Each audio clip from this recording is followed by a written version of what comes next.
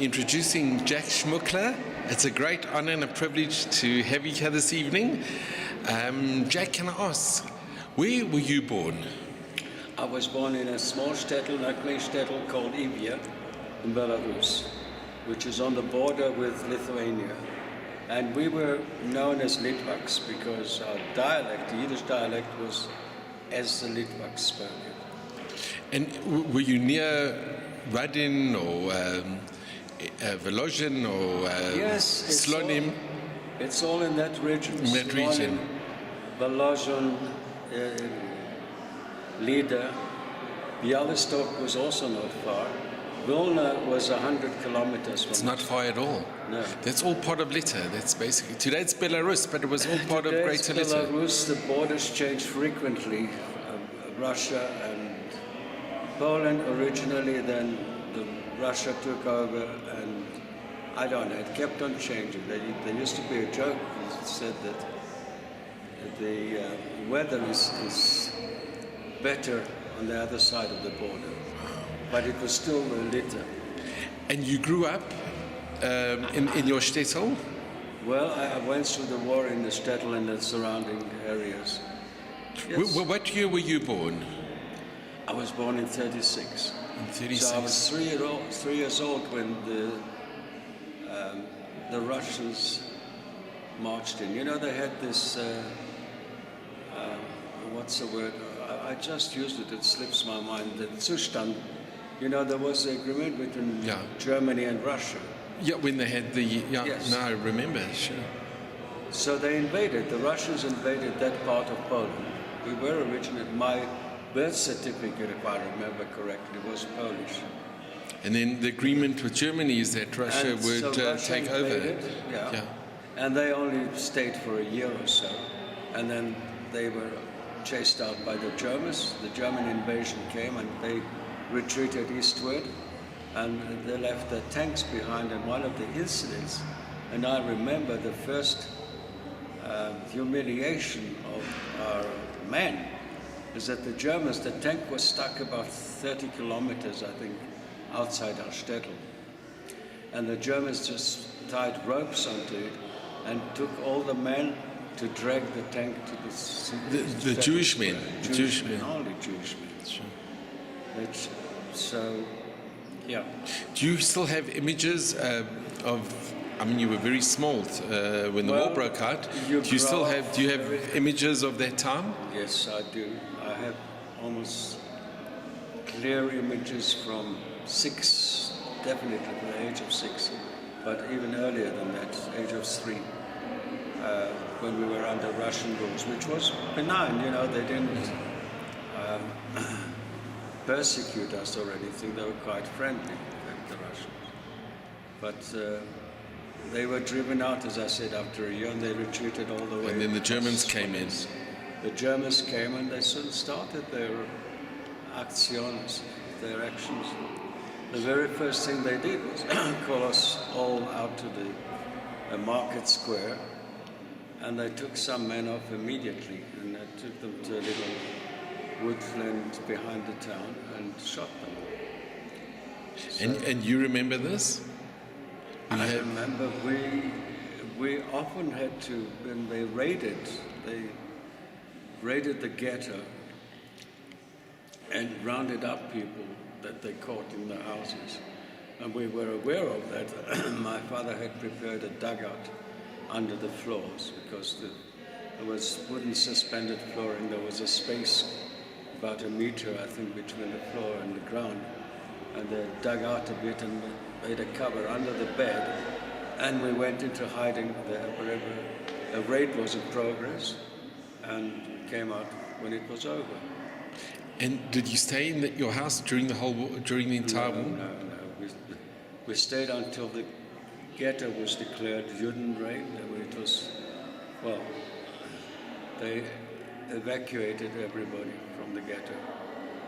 And where did you go? That was in end of 42. It was December, I remember. It was end of December in 42, I think, beginning of 43. We escaped through the barbed wire fencing into the to the villagers, which we had made some arrangements before. My late grandfather, Yesef, was a baker in our little shtetl. And we had a mill there, a water mill, which ground the corn for the villagers. And they used to bring the flour to our late grandfather, who baked for them. And so he was on very friendly and knowledgeable terms with the villagers. The non-Jewish villagers. Non-Jewish, yes. And we escaped, and some of them hid us out for a time. The non-Jewish Non-Jewish, but from Belarus.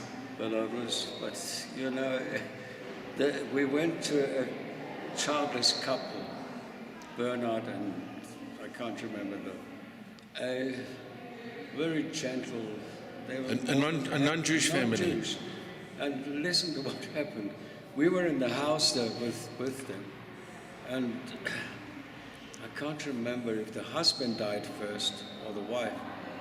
I think it was one of them died, and within 2 weeks, the other partner died, and we were left in the house on our own.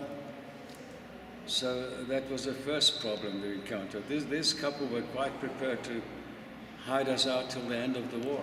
And can I just mention for our listeners out there, if they were caught, they would have been killed. So Yes. it was a major thing to hide a Absolutely, Jewish person, and it did happen. It happened that many They risked their they risked lives. their lives. Yeah. And the villagers got it from both sides, because the Germans would come, or the collaborators would point them out, and they would be shot. And also the partisans on the other hand. But what happened actually, an incident that they did give away some Jews that were killed. And we had some Jewish youngsters, young men, who had rifles, and they were already starting a partisan. They came back, they shot those persons that gave away, and they put out a note saying, "This is what happens to you if you give away Jews." And Really? never had an incident of that nature again. And how long did you stay in the house? Can you recall? No, we moved from one to the other. We moved to several. I'm giving you my life history. I know, but it's We moved quite a few villagers. We lived in a barn where the kettles were kept during winter. You know, they kept a cow for milk. And the entire family, your whole We family. had a dugout there as well. But was this with your parents and Yes. your siblings? Yes, we were a group of 10. My uncle and his family as well. We And hid out. the whole family, thank God, survived the war Yes, we did. through hiding through various places And eventually we were forced to go into the forest. The forest was our only sanctuary, you know. But when we talk of forest, the pushchas in that area, they are vast coniferous people forests. can get lost in those forests. Absolutely. If you go, I would say not more than 10 kilometers in, you're on virgin soil and you can get lost if you don't know your way about. Did your family know about the Belsky brothers? Yes, we were very close. We were in that region. Did you meet with the Belsky No, brothers? we never met them. We tried to, but for some reason they didn't accept, because the children were small, and at the beginning I think it wasn't a family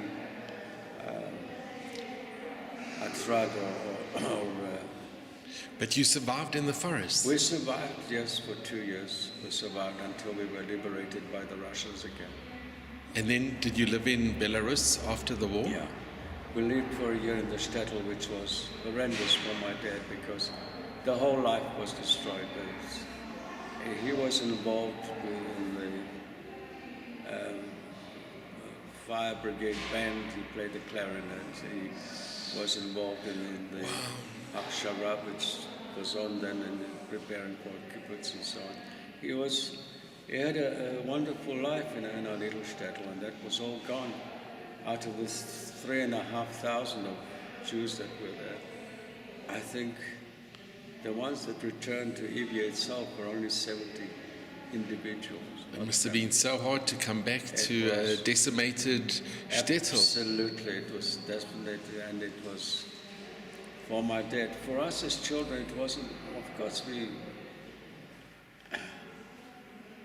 and there's a little incident I cannot. It's too painful. Even these days, yeah. The loss was but the one that I remember most vividly was my uncle's arm, and he was about 40 or 50. He was so full of life, and I remember his smile, it was yesterday, because he used to tease me, you know, in winter he used to take me up in a little sled up a slope next to the church, and to me it looked like Mount Everest at the time, but it was only about 1 or 2 meters. I used to race down with the sled, and I would overturn at times, and he used to just laugh at me, but I loved him. Uncle Zal. And after the year, where did your family go after? We decided to go west. We had to leave the state. And where did the family go? At that time, travel was difficult. You're talking now about 1946. 1946, yes, 1945, 46. Because we were liberated, I think, a bit earlier, because the Russians were on the way westward to Germany. And they said that because we were Poland before the war, we could claim our Polish citizenship, and we could go into Poland proper. So that's what we did. We took a cattle truck or whatever it was, and we traveled to Lodz, which was a big Polish city in Poland itself. And from there on, it's a whole lengthy journey. But thank God the family survived. Yes, we did survive, but it was all due to the enterprise and the absolute endurance of our father. Well, I must just thank you so much for your sharing your life story, and we just wish you just mazel and gesund. At Mayve Stream, you should be healthy and have nachas from your family. And thank you, and we do. My biggest joy now is the grandchildren, the younger second and third generation that's coming. That is our victory, if you like. Absolutely. Survivors. So it's wonderful. So it's been. And I mustn't give an honor that I'm enjoying my grandchildren. It's wonderful. Well, just gesund, good health, and maybe stream. Thank you so much. Thank you so much. Sei gesund, and thank you so much.